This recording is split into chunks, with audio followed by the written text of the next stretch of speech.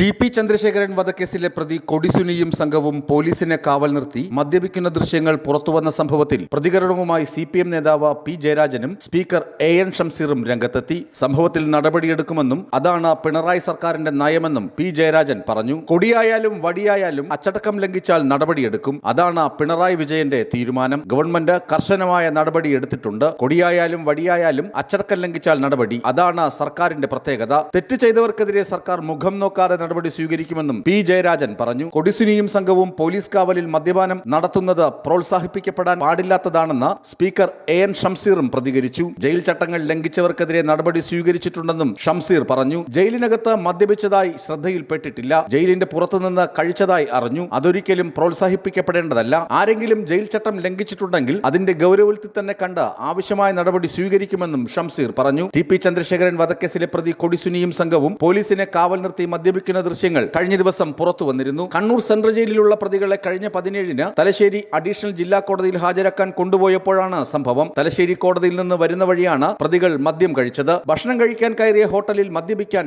അവസരം ഒരുക്കുകയായിരുന്നു. തലശ്ശേരിയിലെ ഹോട്ടലിന്റെ മുറ്റത്ത് വെച്ചായിരുന്നു പരസ്യ മദ്യപാനം. കോടതിയിൽ നിന്ന് മടങ്ങുമ്പോഴാണ് കുറ്റവാളികൾക്ക് മദ്യവുമായി സുഹൃത്തുക്കളെത്തിയത്. സംഘത്തിൽ ടി.പി. കേസിലെ പ്രതികളായ മുഹമ്മദ് ഷാഫിയും ഷിനോജും ഉണ്ടായിരുന്നു. മദ്യപാനത്തിന്റെ ദൃശ്യങ്ങൾ പുറത്തുവന്നതോടെ പ്രതികൾക്ക് അകമ്പടി പോയ AR ക്യാമ്പിലെ സിവിൽ പോലീസ് ഉദ്യോഗസ്ഥരായ വൈശാഖ്, വിനീഷ്, ജിഷ്ണു എന്നിവരെ സസ്പെൻഡ് ചെയ്തിരുന്നു. അതേസമയം പി ജയരാജൻ ടി.പി. കേസ് പ്രതികൾക്കെതിരെ പ്രതികരിച്ചത് ടി.പി.യോടുള്ള ഇഷ്ടക്കൂടുതൽ കൊണ്ടാണെന്ന രാഷ്ട്രീയ നിരീക്ഷണവും പുറത്തു വന്നിട്ടുണ്ട്. ന്യൂസ് ഡെസ്ക്, വിസ്മയ ന്യൂസ്.